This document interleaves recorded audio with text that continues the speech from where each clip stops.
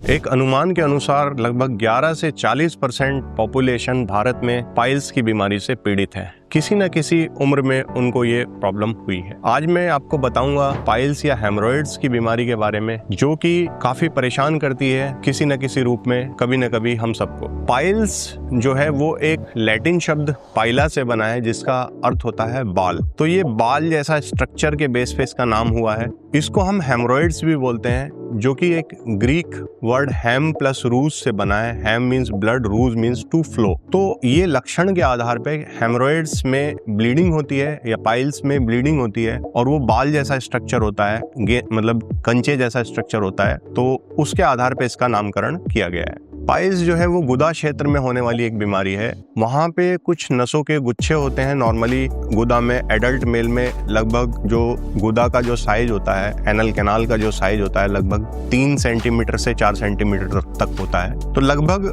2 से 3 सेंटीमीटर ऊपर कुछ नसों के गुच्छे होते हैं, वो पाइल्स होते हैं। वो हर इंसान में होते हैं, जन्म से होते हैं, लेकिन वो बीमारी नहीं होती। अगर किसी कारण से वो साइज में बढ़ जाते हैं या फिर उसमें ब्लीडिंग या कोई लक्षण और होने लगता है, तो फिर वो बीमारी होती है। तब हम उसको कहते हैं कि ये पाइल्स की बीमारी हो गई या हेमरोइड्स की बीमारी हो गई। नॉर्मली 3 लोकेशन पे, अलग अलग लोकेशन पे ये पाइल्स के नसों के गुच्छे मिलते हैं। उसके ऊपर म्यूकस मेम्ब्रेन होती है, उनको हम एनल कुशन भी बोलते हैं। जैसे घड़ी की घंटे की सुई के हिसाब से अगर हम देखें, आप इस फिगर में देख सकते हैं, 3 o'clock पोजीशन होती है, एक 7 o'clock पोजीशन होती है, एक 11 o'clock पोजीशन होती है, जो कि नसों की पोजीशंस को दर्शाती है। ये 3, 7 और 11 o'clock प्राइमरी पाइल्स की पोजीशन है, और ये हर इंसान में होता है। अगर किसी कारण से, जैसे कि जिसमें मोस्ट कॉमन कारण है कब्ज होना, लैट्रिन के समय स्ट्रेन करना, जोर लगाना, जिससे ये साइज में बढ़ जाते हैं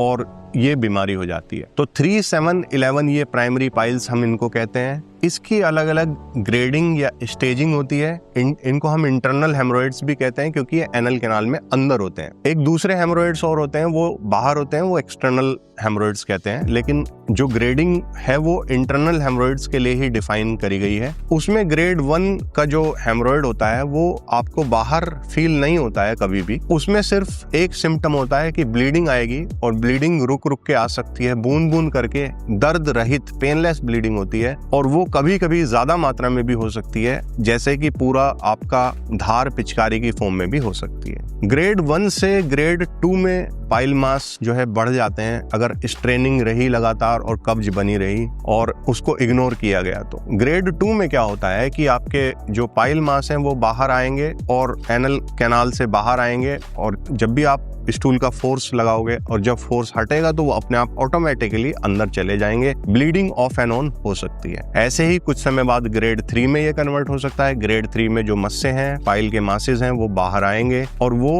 उनको आपको हाथ से, उंगली से पुश करना पड़ेगा, तब वो अंदर जाएंगे। वो अपने आप अंदर नहीं जाएंगे। ग्रेड 3 को भी अगर आपने इग्नोर किया तो अगले कुछ सालों में वो ग्रेड 4 में कन्वर्ट हो सकते हैं। ज्यादातर जो लंबे टाइम में, मतलब 5 साल 10 साल उसमें लग सकते हैं ग्रेड 3 से ग्रेड 4 में जाने में, और उसमें आपके पाइल मास परमानेंटली बाहर एनल कैनाल के दिखाई देंगे, लाल लाल कलर के बिल्कुल दिखाई देंगे, और आप उनको हाथ से भी पुश करने की कोशिश करोगे तो भी वो अंदर नहीं जाएंगे। तो ये 4 ग्रेड्स हैं। इनका चारों ग्रेड्स में ग्रेड 1 और ग्रेड 2 के जो पाइल मास हैं वो दवाइयों से, आयुर्वेदिक औषधियों से और डाइट मैनेजमेंट से, लाइफ स्टाइल मॉडिफिकेशन से काफी हद तक ठीक रह सकते हैं, और उसकी स्टेज को आगे बढ़ने से हम रोक सकते हैं। लेकिन ग्रेड 3 और ग्रेड 4 के वो पाइल मास जिसमें पाइल मास काफी ज्यादा बड़े हों, पेशेंट को ये फील हो रहा हो, बार बार उसका ध्यान उधर जा रहा हो, और उनसे रुक रुक के ब्लीडिंग भी होती हो, ब्लीडिंग दवाइयों से कभी रेस्पॉन्स मिल रहा हो, कभी नहीं मिल रहा हो, कभी कंट्रोल हो जा रही है, कभी नहीं हो जा रही है, ऐसे केसेस में हमें सर्जिकल इंटरवेंशन की जरूरत पड़ती है। सर्जरी के बहुत सारे मेथड हैं। टाइम के एडवांसमेंट के साथ साथ एक क्लासिकल सर्जरी होती है, जिसमें पाइल मास है उसको लाइगेट कर देते हैं, उसके बेस को,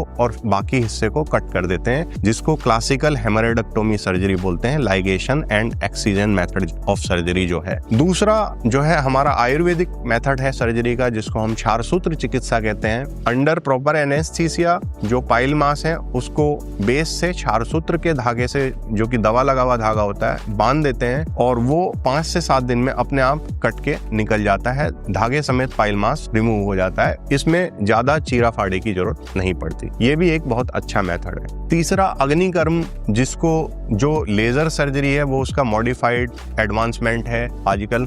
उसमें क्या करते हैं कि जो पाइल मास है उसके अंदर लेजर फाइबर को ले जाके और अंडर एनेस्थीसिया ही प्रोसीजर करते हैं और उसको पूरा डिस्ट्रॉय कर देते हैं। उसकी ब्लड सप्लाई पूरी डिस्ट्रॉय हो जाती है, तो वो पूरा पाइल मास अगले 7 से 10 दिनों में खत्म हो जाता है, श्रिंक हो जाता है। इसके अलावा अगर प्रिवेंशन की बात करते हैं पाइल्स की, तो डाइट मैनेजमेंट, आप समय पे खाना खाइए, बैलेंस डाइट रखिए, खाने में फाइबर हो, फ्रूट्स, वेजिटेबल्स, सलाद वगैरह आप इस्तेमाल करिए। छाछ का इस्तेमाल विशेष तौर से आयुर्वेद के आचार्यों ने स्पेशली बताया है कि आयुर्वेद में तक्र का सेवन करना चाहिए पाइल्स की बीमारी में, वो काफी लाभकारी है। आप मट्ठा जो है छाछ दिन के टाइम पीजिए, सुबह के टाइम पी सकते हैं या दोपहर के टाइम पी सकते हैं। उसमें काला नमक और थोड़ा जीरा का पाउडर आप डाल सकते हैं और वो आप खाने के साथ में या खाने के पहले भी पी सकते हैं। तो ये कुछ टिप्स हैं जो मैं आपको बता रहा हूँ पाइल्स के लिए। कॉन्स्टिपेशन को कंट्रोल में रखना है, वो चाहे डाइट से करिए, पानी एडिक्वेट मात्रा में पीना है और रात में कोई भी आप लेग्जेटिव ऐसा ले सकते हैं, जो पेट साफ करने की औषधि ले सकते हैं जो हैबिट फॉर्मिंग नहीं हो। मार्केट में बहुत सारी दवाइयाँ अवेलेबल हैं, चूर्ण अवेलेबल हैं, लिक्विड अवेलेबल हैं, लेकिन उनमें से बहुत सारी ऐसी दवाइयाँ हैं जिनके साइड इफेक्ट हैं, जो आंतों को हार्ड कर देती हैं और उसमें हम उनको अवॉइड कर सकें तो अच्छा है। सिंपल तौर पे आप इसबगोल की भूसी आप ले सकते हैं, 2 से 3 चम्मच दूध में या पानी में भिगो के रख दीजिए 15 से 20 मिनट या आधा घंटा और रात में उसको लीजिए। ऐसे ही हरड़ का चूर्ण आपकी बहुत अच्छी लेग्जेटिव का काम करती है। त्रिफला का चूर्ण आप ले सकते हैं। एरंड तेल में फ्राई करी हुई हरड़ को आप यूज कर सकते हैं, जो कि ये हम अपने पेशेंट्स को देते भी हैं। ये एरंड भ्रष्ट हरित की है। तो ये पाइल्स के लिए, प्रिवेंशन के लिए, प्लस अगर आपको हो भी गई है प्रॉब्लम, कुछ डाइटरी टिप्स हैं। इसके अलावा स्ट्रेस कम करिए, नींद जो है वो पूरी लीजिए। बहुत लंबे टाइम तक आपका बैठने का काम है तो उसमें बीच बीच में ब्रेक लीजिए। आप थोड़ा चहलकदमी करिए। खाना खाने के बाद 100 कदम का चंक्रमण वॉक करना जो है आचार्य सुश्रुत ने आयुर्वेद के प्रसिद्ध ग्रंथ सुश्रुत संहिता में बताया है। इसके अलावा अगर आपको इन सब टिप्स के बाद भी, इन सब चीजों को फॉलो करने के बाद भी प्रॉब्लम बरकरार रहती है, मान लिया ब्लीडिंग कंट्रोल नहीं हो रही है या फिर आप उस मस्से से बार बार बाहर आने से परेशान हो रहे हैं, तो आप कंसल्टेंट स्पेशलिस्ट आयुर्वेद डॉक्टर से, जो कि क्षारसूत्र विशेषज्ञ होंगे, प्रोक्टोलॉजिस्ट होंगे, आप उनसे कंसल्ट कीजिए। वो आपका प्रॉपर चेकअप करेंगे, प्रोक्टोस्कोपी की जांच करेंगे, डिजिटल रेक्टल एग्जामिनेशन करेंगे। उससे आपकी प्रॉपर डायग्नोसिस बनेगी। जब प्रॉपर डायग्नोसिस बनेगी तो आपका ट्रीटमेंट प्रॉपर तरीके से हो सकता है। तो आज के लिए इतना ही। आप हमारे चैनल को सब्सक्राइब करिए और आपके लिए पर्सनलाइज्ड डाइट प्लान भी मैं आपको सेंड कर सकता हूं। आप कमेंट में डाइट लिखिएगा और आपको अगर कोई इस तरह की प्रॉब्लम है तो आप स्क्रीन पे दिए हुए नंबर पे हमें कांटेक्ट कर सकते हैं और आप अपॉइंटमेंट लेके चेकअप के लिए आ सकते हैं। हम आपका प्रॉपर ट्रीटमेंट करेंगे। Thank you.